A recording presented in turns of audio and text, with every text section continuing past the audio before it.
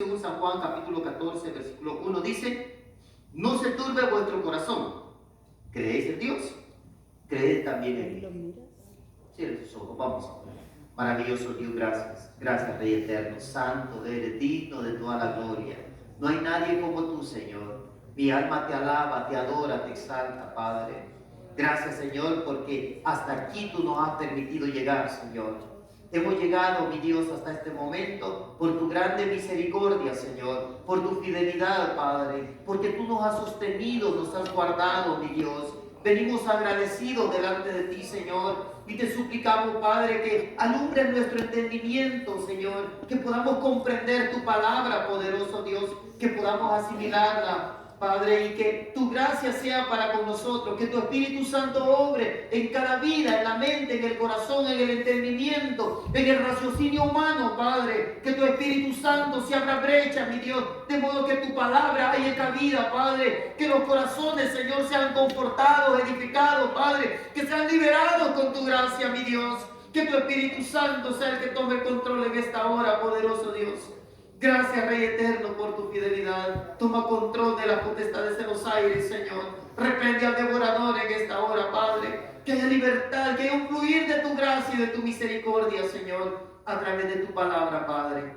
Gracias, Rey eterno, en el nombre de Jesús. Gracias, Señor. Puede tomar su asiento. Póngase cómodo. El Señor Jesús hablaba y les dijo: no se turbe vuestro corazón. ¿Creéis en Dios? Creed también en mí. Parece que había muchas interrogantes en la vida de los judíos. Recuerde, judíos son todos los de Israel, ¿verdad? Pablo ya le llama israelitas, pero se le llamó judío debido a que hubo una separación de Israel y la tribu de Judá se separó. 10 tribus más se separaron y luego la tribu de Efraín se le unió a la de Judá, pero a ellos dos se les llamaba judíos y los otros era Israel. Eran dos reinos diferentes, o sea, separados. Judá siempre buscó a Dios, Israel siempre se permitió, ¿verdad?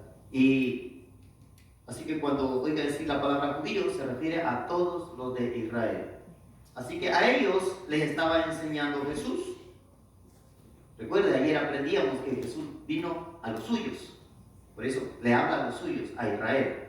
Entonces, siempre tenemos que tener en mente esto cuando nosotros leemos los evangelios, Mateo, Marcos, Lucas y Juan. Tenemos que tener presente que siempre la base a quien les hablaba Jesús era a los judíos, ¿verdad? Con algunas excepciones, cuando algunos gentiles tienen un encuentro con Jesús. Pero en este caso les habla a los judíos.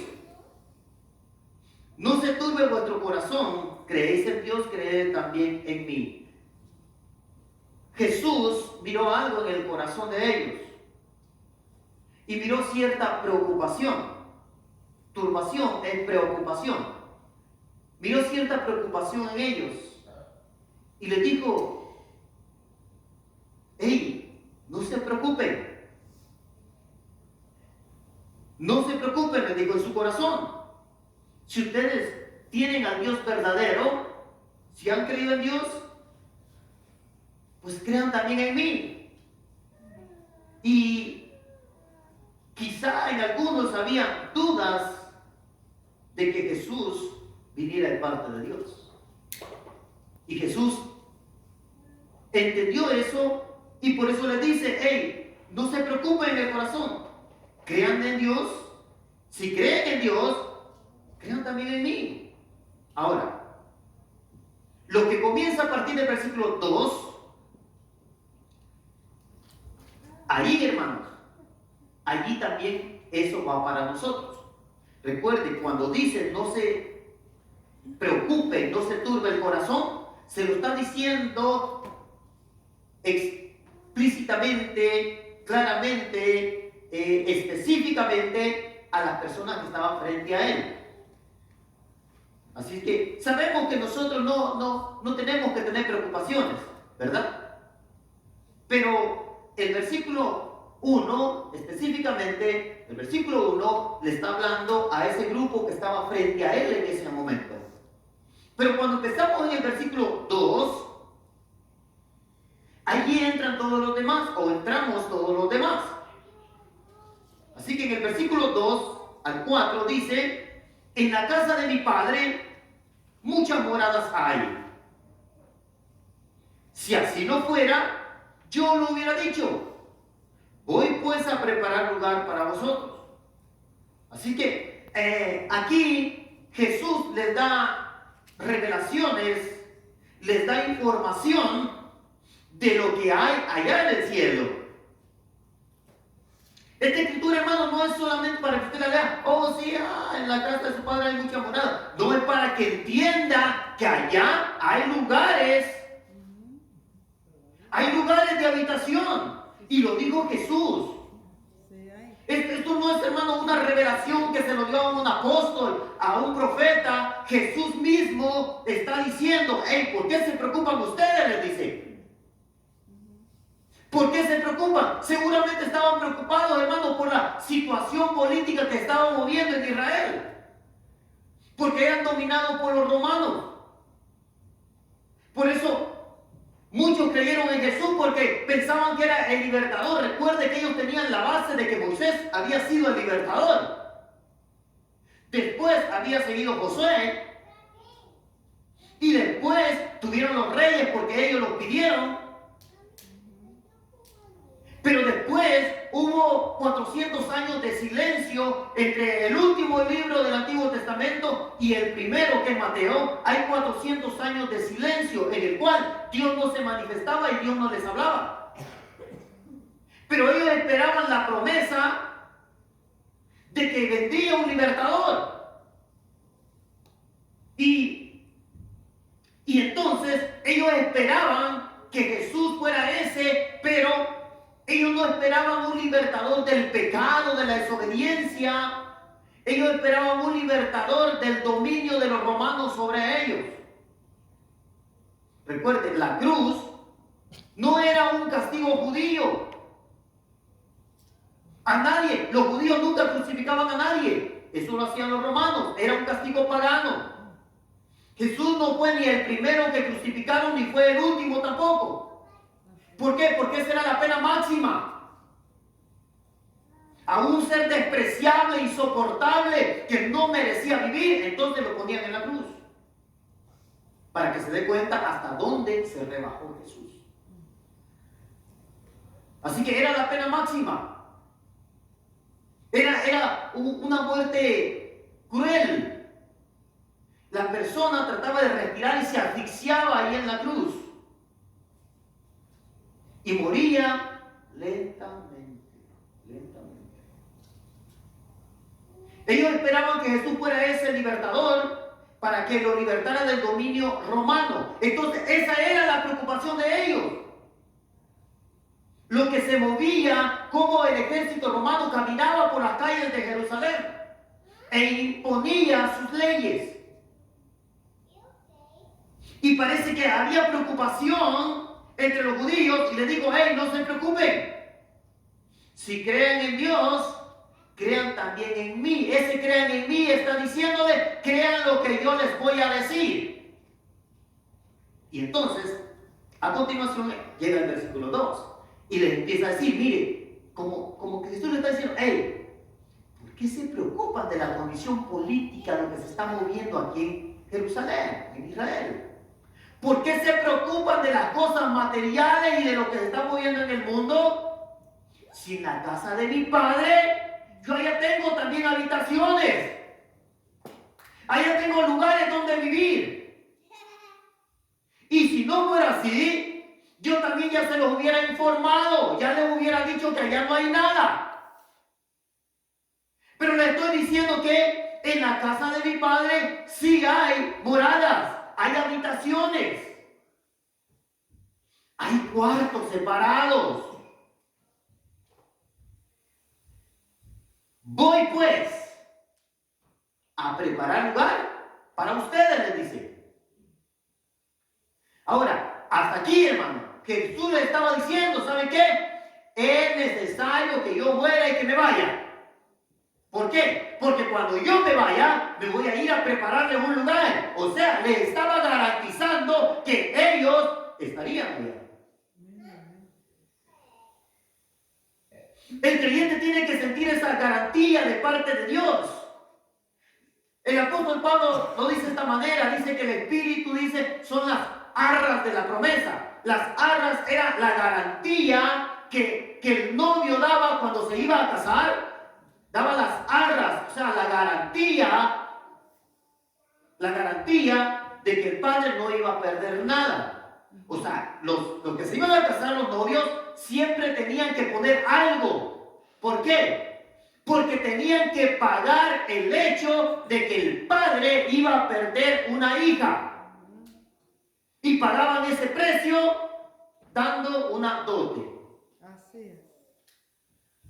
Casi igual que hoy en día, ¿verdad? Tengo 2 hijas, no he recibido nada. Casi igualito. Y se sentían responsables del momento que lo sacaban. Esas eran las arras, la garantía. Entonces, ellos estaban recibiendo la garantía de que después que partieran de esta tierra, iban a recibir allá también un lugar, que Jesús se los iba a preparar. El creyente tiene que entender que después de su paso por esta tierra, no es que ahí se acaba todo. Por eso en esta tierra tú luchas por permanecer siendo amigo de Dios, de la mano de Dios. ¿Para qué? Para que como Jesús es tu amigo, te va a preparar un lugar allá también. Mire, Jesús es nuestro invitado de honor aquí. Usted va a ser invitado de honor allá. Usted invita a Jesús a su casa y después Jesús lo invita a usted a la casa de él.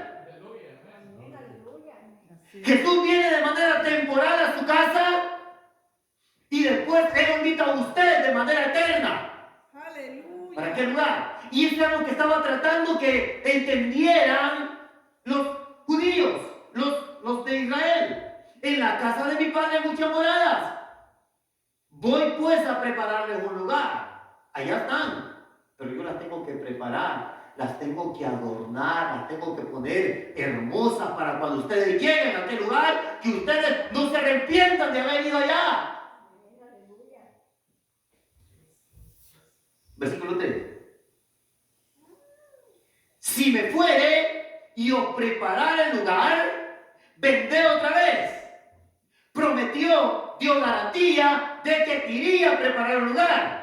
Pero también prometió y dio garantía que volverá otra vez. Que volverá otra vez. Ahora, esto no es para todos. Esto es para el que crea en Dios y crea en Jesús. Recuerden que así lo dijo en el versículo 1. Si ustedes creen en Dios, crean también en mí. ¿Por qué les digo eso? Porque muchos no creían en Él. Muchos dudaban de Él. ¿Cómo no iban a dudar, hermano? Sí, mire, esto se lo voy a decir entre paréntesis. Yo no entiendo por qué la gente cree en una Trinidad. Le voy a decir por qué esto. Y yo respeto al que cree en una Trinidad. Y muchos que creen en una Trinidad van a ser salvos también, hermano. No tiene que ver con el pecado ni con nada de eso. Tiene que ver con que usted recibe una revelación de parte de Dios. La palabra Trinidad se empezó a usar después de los años 300. Antes de los años 300 no se conocía la palabra Trinidad y se conocía que Dios era tres. Los judíos esperaban al rey de Israel. No esperaban al Hijo de Dios. Esperaban, Dios mismo vendrá y os salvará. Así era la promesa. Así es, amén. Y aquí un niño no es nacido, hijo no es dado, y el principado sobre sus hombros, le llamarán su nombre Padre Eterno. Al niño le llamarían Padre Eterno. Los judíos no esperaban al Hijo de Dios. Los judíos esperaban al mismo Dios. Y el santo ser que nacerá será llamado hijo de Dios. El que nacerá. Pero Dios no nació ahí en el pesebre. Allí nació Jesús. El ser humano y físico era el Hijo de Dios. Lo que estaba dentro de Jesús era el mismo Dios de la antigüedad. El mismo Dios que hablaba con Moisés, con Abraham, con Jacob, con Isaac. Ese mismo Dios. La palabra de Dios de San Juan 1:1 encarnada era Jesús en el cuerpo de Jesús, al cual le llamaban el Hijo de Dios. Aleluya. Ellos esperaban, hermano, al mismo Jehová de los ejércitos, al Rey de la Gloria. ¿Quién es ese Rey de la Gloria? Jehová de los ejércitos, él es el Rey de la Gloria. A ese esperaban. ¿Y por qué no le creyeron? Porque el Rey no podía nacer en un pesebre. Para sus mentes humanas finitas, no entendían cómo era posible que un rey naciera en un pesebre. Naciera como hijo de un carpintero, que no tuviera lujo ni nada. Eso no lo podían entender, no cabía en su mente. Por eso no le creían. Y por eso la expresión del versículo 1: si creen en Dios, crean también en mí. Porque muchos todavía tenían dudas, pero si están pobres, les digo, no tengo ni dónde recostar mi cabeza. Y este es el Rey de la Gloria. ¿Ven? Por eso dudaban. Por eso era que no creían. Ahora les dice: y si me fuere y os prepararé lugar, vendré otra vez, hermano. Hay una promesa de que vendrá otra vez. Sí, Señor. Vendré otra vez y os tomaré a mí mismo, para que donde yo estoy, ustedes también estén. Miren.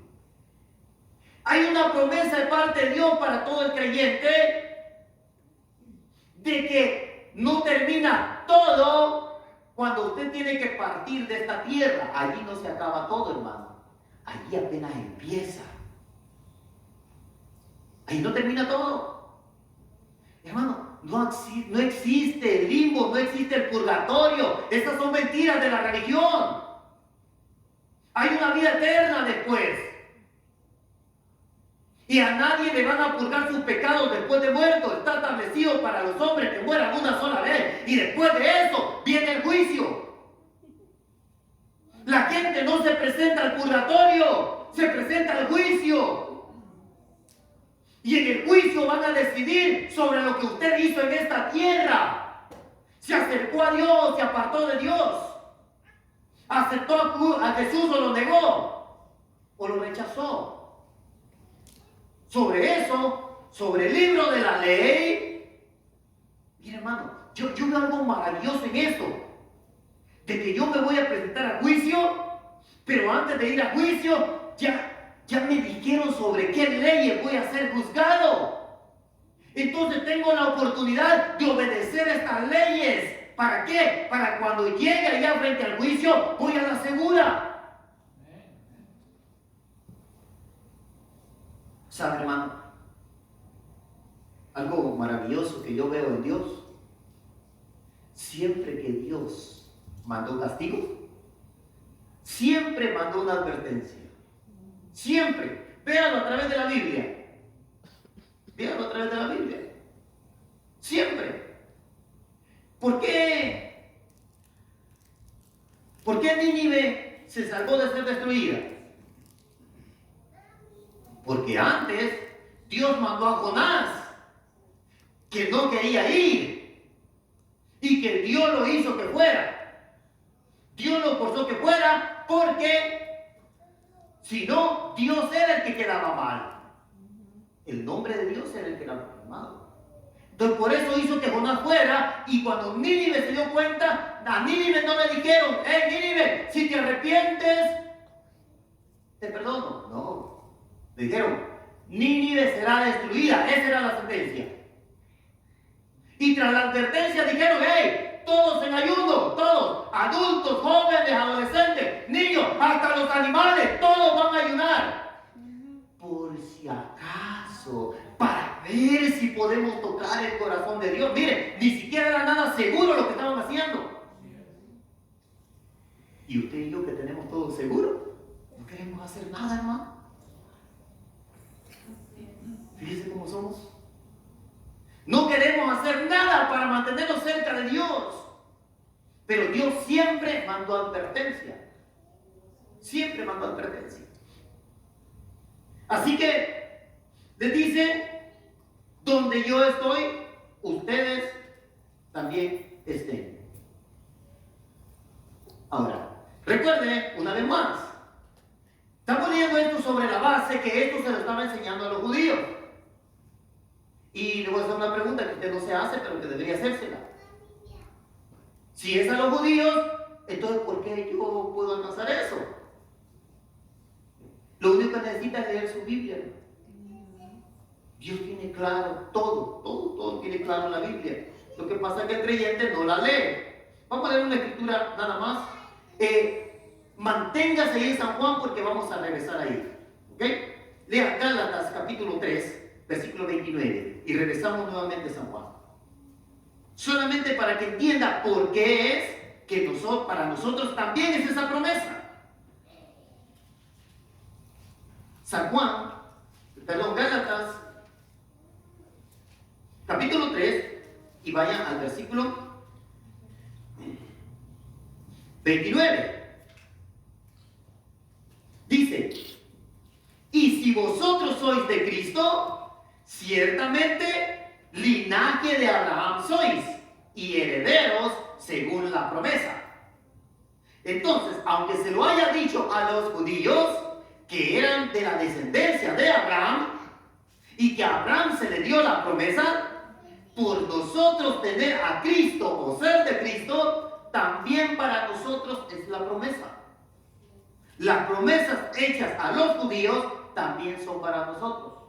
Porque por Cristo, Cristo era del linaje de Abraham, Cristo era del linaje de David, y a través de Cristo nosotros recibimos también la promesa. Así es que sé que no se hizo esta pregunta, pero debería de hacerse. Porque cuando uno lee la Biblia, hermano, debe de preguntar. ¿Sabe? Cuando estaba estudiando en el instituto me enseñaban que en cada versículo tiene que preguntarle usted al versículo, hacerle preguntas al versículo. ¿Por qué? ¿Para qué? ¿De dónde? ¿Quién? Tiene que hacerle preguntas. Y tras de eso, usted investigar por qué es que es eso. Y esto es lo que tiene que hacer el creyente. Así que, claro, hoy en día es más fácil, ¿verdad? Se va a Google y dice, ¿y por qué es esto? Y como usted no investigó, ¿verdad? Le pueden torcer las escrituras y usted dice, de veras, Jesús era el arcángel Miguel. Sí, hermano, ahí andan muchos diciendo que el arcángel Miguel es Jesucristo. ¿A cuál de los ángeles dijo Dios, mi hijo eres tú, yo te he engendrado hoy, dice la escritura? Ninguno. Así es que, pero cuando nosotros no leemos la escritura y nos vamos nomás a Google, hermano, a preguntar todo a Google y no leer su Biblia, entonces pasa esto. Así es que, ya ve que para nosotros también es. Así es. Así que Él se va preparando un lugar. ¿Para qué? Porque va a volver. Usted se guarda del pecado, se aparta de la desobediencia, porque estamos esperando el regreso de Jesús. Estamos esperándolo. Ahora, mire, si hay creyentes en iglesias evangélicas, conocen la Biblia, saben todo, pero andan en desobediencia, en desorden o en pecado, quiere decir que no creen que Jesús va a volver. ¿No creen? Aquí dice, creéis en Dios, creéis también en mí. Y si crees en mí, cree que en la casa de mi Padre hay mucha morada y que yo me tengo que ir. De alguna forma yo tengo que partir de esta tierra y tengo que irme. No hay opción, tengo que irme porque tengo que ir a prepararles el lugar. Mientras usted aquí en la tierra, usted se guarda de la desobediencia. Mientras usted aquí en la tierra se santifica cada día, alaba y adora a Dios y se prepara para la partida, para el regreso, el retorno de Jesús. Jesús no está sentado, hermano, como muchos creen. Él está preparándole un lugar ahí arriba. Independientemente de que está con usted aquí. Está preparándole un lugar ahí arriba. Ahora, eso es lo que va a perder si se deja engañar por la tentación. Eso es lo que va a perder. Así que olvídese, hermano, del infierno. Sí, se puede ir al infierno, pero lo que va a perder es una vida eterna con Jesús. Y lo que va a perder es el lugar que Jesús va a preparar. Por eso, retén lo que tiene, ¿para qué? Ninguno tome tu corona. Alguien puede tomar su lugar. ¿Verdad? ¿Ven? La escritura es bien simple, hermano. 4. Y sabéis a dónde voy. Y sabéis el camino. Sabían a dónde iban y sabían el camino. Eso, bueno, Jesús dijo que sí lo sabían. Y Tomás le dijo: Señor, no sabemos a dónde vas. ¿Cómo pues podemos saber el camino? Mire.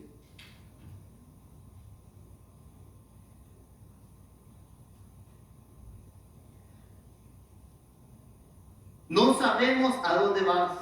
Señor, no sabemos a dónde vas. ¿Cómo pues podemos saber el camino? Fíjense lo que estaban diciendo. Ahora, el versículo 4 no es una pregunta, es una afirmación. Lo que quiere decir que ellos ya lo sabían. Pero el problema es este, hermano, y sucede también en muchas iglesias evangélicas. Conocen la Biblia, pero no tienen revelación de la Biblia. Como todos los programas que usted vea en Nat Geo, National Geographic, usted mira en Discovery Channel, usted puede ver la vida de Jesús, hermano, puede ver la crucifixión, pero ninguno de ellos se convierte a Cristo. ¿Y sabe por qué? Porque tienen al Jesús histórico, no al Jesús revelado en la Biblia. Ellos buscan ver dónde estaba la tumba de Jesús. Oh, sí, aquí era. Ver dónde está el pesebre. Oh, aquí era. Ese es el Jesús de la historia. Pero no basta con tener al Jesús de la historia. Hay que tener al Jesús de la Biblia. El Jesús de la historia, era hombre. El Jesús de la Biblia era Dios. Por eso ellos no pueden entender la revelación, hermano. Y si usted nomás se la pasa viendo estos programas, se llena de pura información solamente. Como que agarre los libros y empiece a leer de cómo se hace un trasplante de corazón. No por eso usted va a hacer un trasplante de corazón. ¿Verdad que no? No porque usted tenga la información, se va a ir al cielo. No, tiene que graduarse. Los doctores tienen que graduarse para poder hacer esos trasplantes. Y aún así, la gente va a desconfiar. ¿Sí? Nadie va a desconfiar. Oh, Señor, ábrame, doctor, aquí estoy. No. Va llorando, va temblando, va preocupado. Pero si el doctor ya sabe lo que va a hacer. Oh, sí, pero... ¿ves? Y muchos creyentes conocen al Jesús histórico, por eso van a la iglesia, ni lloran, ni alaban, ni adoran, está la adoración y ellos están... ¿Y para qué usarán el proyector ese? Se la pasan pensando así, hermano, cuando deberían de estar adorando a Dios. Dios está allí, el Rey está allí, el Creador del universo está allí. Y cuando el Creador está, hermano, hay que adorarlo. Hay que adorarlo. No hay que estar viendo por qué pintaron de blanco. No combina con el gris. ¿Qué importa, hermano? ¿Qué importa eso? Lo que importa es mi relación con mi Dios, mi amistad, porque de eso depende que como es mi amigo me va a ir a preparar un lugar allá. Pero Jesús está afirmando y está diciendo, ustedes ya saben a dónde voy y saben el camino. Y muchos creyentes saben lo que tienen que hacer, pero están como felices. ¿Y qué debo hacer para ser salvo, hermano? Ya tienen años en la iglesia, hermano. Años en el evangelio. Muchos hasta nacieron y se criaron entre las bandas. Y ya están grandes en la iglesia. Entonces, ¿y qué debo hacer para ser salvo? No saben si son salvos todavía. Así estaba este hombre. Tomás dice, no sabemos a dónde vas. ¿Cómo pues podemos saber el camino? Jesús le dijo, yo soy el camino. Yo soy el camino. Yo soy la única verdad. Y yo soy la vida. Y mire la revelación que le está ahí. Nadie viene al Padre si no es por mí. Recuerde, Jesús, humano, era el Hijo de Dios. El Padre eterno, era el de la antigüedad. Okay. Ahora, Jesús está diciendo, nadie viene al Padre de la antigüedad si no es por mí. Ahora, observe esa pequeña frase. Jesús no está diciendo, nadie va al Padre. Nadie viene al Padre. Nadie viene al Padre. Está diciendo, aquí tienen enfrente al Padre. Sí, nadie viene al Padre. Yo soy el camino al Padre, porque el Jesús humano, Hijo de Dios, es el único camino para llegar al Padre que estaba dentro del Jesús humano. Así es. Amén, amén. Hermano, usted no puede separarse de su palabra, porque entonces sería mudo. Si a Dios lo separa, a Dios el Padre lo separa de su palabra, es un Dios mudo. Jesús, dice San Juan 1:1, que la palabra se hizo carne. La palabra de Dios que hablaba con los profetas se hizo carne, habitó entre nosotros y vimos su gloria, porque Jesús era la gloria del Padre. Precioso. Jesús era la gloria del Padre. Ahora, yo soy el camino, les digo. Nadie viene al Padre si no es por mí. Continuamos, ¿verdad? Vaya al versículo 7. Mire, por si no le quedó claro eso. Si me conocieseis, también a mi Padre conocería. ¿Cómo está eso, hermano? Usted no se preocupe, hermano. Si usted me conoce a mí, usted ya conoce a mi papá. Ahora, vaya y busque a mi papá. Porque usted ya me vio a mí, ahora ya conoce a mi papá. ¿Verdad que no? No. ¿Y cómo era que Jesús dijo, si me conocen a mí, ya conocen al Padre?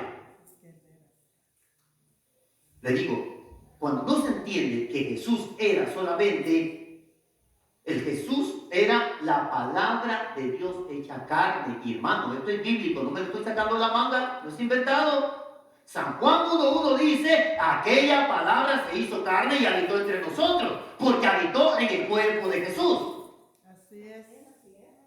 Por eso, Isaías 9:6 dice que el niño será el principado sobre sus hombros. Principado es príncipe, lo que quiere decir que sería el hijo del rey. Pero al hijo del rey le llamarían Padre Eterno, también allí en el mismo versículo. Aleluya. ¿Por qué? Porque Jesús era la palabra de Dios encarnada, que vino a habitar entre nosotros. Dios mismo vendrá a salvar, Dios mismo vino, la palabra de Dios vino, habitó en un cuerpo para dejar el cuerpo en la cruz. Dios no muere en la cruz. Jesús humano muere en la cruz. ¿Usted se imagina Dios muriendo? Sigue la vida, se acaba todo, hermano. Entonces, aquí le estaba dando una revelación y le dice, hey, si tú me conocieseis, también a mi Padre conocerías. Y mire lo que sigue diciendo. Y desde ahora le conoces y le has visto. Aleluya. Mire esto. Precioso. Usted contradígame todo lo que usted quiera, pero la Biblia está diciendo eso. Usted puede ser que no lo crea, hermano, pero eso no quiere decir que eso no es así. Eso quiere decir que usted, a veces estamos tan arraigados, hermano. A propósito, les decía que la palabra Trinidad surgió después de los años 300. Curiosamente, hermano, justamente con la Iglesia Católica. La Iglesia Católica surgió después de los años 300 también. En el Concilio de Trento es donde se decidió que Dios era tres. La Iglesia siempre tuvo, la religión tuvo concilios, el Concilio de Trento, el Concilio de Nicea, el de Constantinopla, y allí decidían las leyes e invitaban a líderes de las iglesias para que aceptaran o rechazaran. Y la iglesia que decidió con nosotros fue la iglesia anglicana de Inglaterra. La iglesia anglicana se caracterizaba por ir de acuerdo a la voluntad del gobierno, no a la voluntad de Dios. Y ella fue la que decidió por nosotros que Dios era Dios. Una vez más, hermano, esto no tiene que ver con salvación. No estoy diciendo que no serán salvos, ¿verdad? Si usted cree que Dios es tres, puede ser salvo si se aparta del pecado. Si usted cree que Dios es uno, se puede condenar si no se aparta del pecado. O sea, la situación es la misma, hermano. ¿Por qué? Porque la diferencia entre la salvación y condenación no son las revelaciones, no son las doctrinas, es el pecado, es la desobediencia. Eso es lo que te aparta de Dios. Así es que yo respeto mucho esa doctrina, hermano. Tengo amigos de esa doctrina. No les hablo de esta doctrina porque yo respeto, ¿verdad? Pero aquí en la iglesia yo tengo que predicar. Así es que aquí en la iglesia sí tengo que predicar, porque la iglesia esta es mi responsabilidad. Así que dice, muéstranos, miren, porque el versículo 7, si me conoces también a mí, si me conoces también a mi Padre conocerías, y desde ahora le conocéis y le habéis visto. Bueno, Tomás dijo, no sabemos a dónde vas, ¿cómo pues sabemos el camino? Cuando Jesús acababa de decir, ustedes saben a dónde voy y saben el camino. Así hay muchos creyentes. Dios les dice las cosas bien claras y todavía siguen preguntando. Ahora, miren el versículo 8. Qué terrible eran los discípulos, ¿verdad? Jesús les estaba hablando, les estaba explicando y no entendían. Señor, muéstranos al Padre y nos basta. ¿Qué les acababa de decir? Es como cuando usted le dice a sus hijos, hijo, no vaya para allí porque mire, pasa esto y esto. Y de repente, ¿y el niño dónde está? Se fue para irse. Pero si le acabo de decir. Así le pasa a Dios con nosotros. Muéstranos al Padre y nos basta. Miren, y la respuesta de Jesús, versículo 9. Tanto tiempo hace que estoy con vosotros y no me has conocido, Felipe. Santo. ¿Cuánto hace que estoy con ustedes enseñándoles y no me han conocido? Recuerden, ellos habían conocido a Jesús y le pidió que le mostrara al Padre. Y dijo, ¿tanto tiempo que he estado con ustedes y no me han conocido? Y dice, el que me ha visto a mí, ha visto al Padre. ¿Cómo pues dice, muéstranos al Padre? ¿Por qué me preguntas que te lo muestre? Ya lo vistes. Ahora, a partir del versículo 10, le sigue explicando lo mismo, porque el creyente, hermano, le cuesta entender. Al creyente le cuesta entender. ¿Saben por qué? Yo me pregunto, yo hermano escucho a muchos predicadores, muchos maestros. A mí me gusta escuchar y, bueno, sobre todo leo, me gusta aprender mucho. Y a veces cuando veo predicadores